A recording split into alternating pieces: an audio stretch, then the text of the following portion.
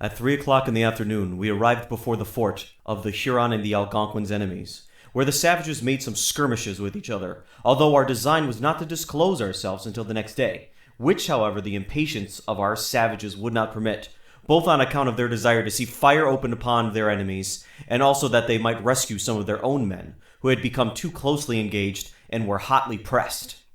Then I approached the enemy, and although I had only a few men, yet we showed them what they had never seen nor heard before. For as soon as they saw us and heard the musket shots and the balls whizzing in their ears, they withdrew speedily to their fort, carrying the dead and wounded. We also withdrew to our main body, with 5 or 6 wounded, one of whom died.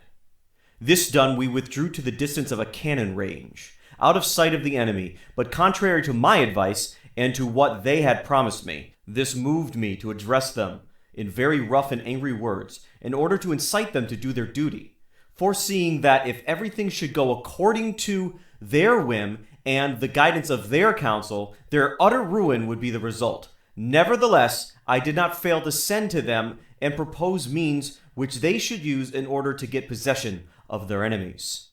These were to make certain kinds of wood and put together an elevated platform or tower, which would be higher than the walls of the Iroquois.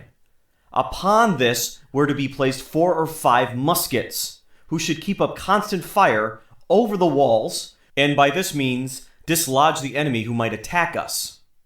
This position they thought good and very reasonable, and immediately proceeded to carry them out as I directed. The next day we approached to attack the village, our cavalier being armed with 200 of the strongest men, who put it down before the village wall, at a pike's length off.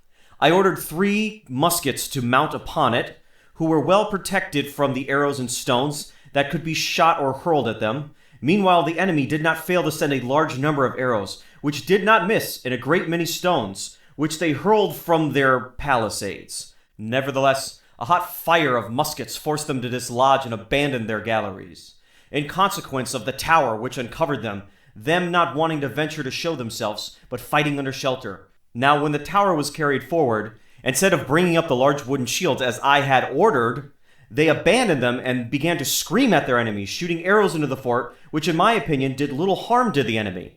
But we must excuse them, for they are not warriors, and besides, they have no discipline nor correction, and they will do only what they please.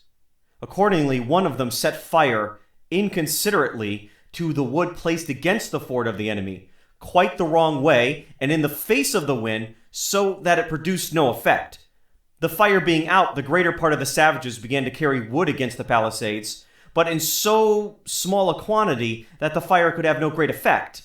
There also arose such disorder among them that one could not understand one another, which greatly troubled me. In vain I did shout in their ears to demonstrate in my utmost with them as to the danger to which they were exposing themselves by their bad behavior, but on account of the great noise they made, they heard nothing. Seeing that the shouting would only burst my head, and that the demonstrations were useless for putting a stop to the disorder, I did nothing more, but determined together with my men to do what we could, and fire upon such as we could see. We were engaged in this combat for about 3 hours, in which 2 of our chiefs and leading warriors were wounded, namely one called Akatigam, and another Irani, together with some 15 common warriors.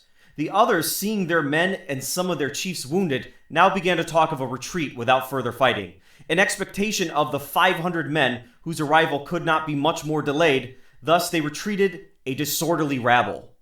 Moreover, the chiefs have in fact no absolute control over their men, who are governed by their own will and follow their own fancy, which is the cause of the disorder and the ruin of all their undertakings. For having determined upon anything with their leaders, it needs only the whim of a villain, or nothing at all, to lead them to break it off and form a new plan. Thus there is no concert of action among them, as can be seen by this expedition.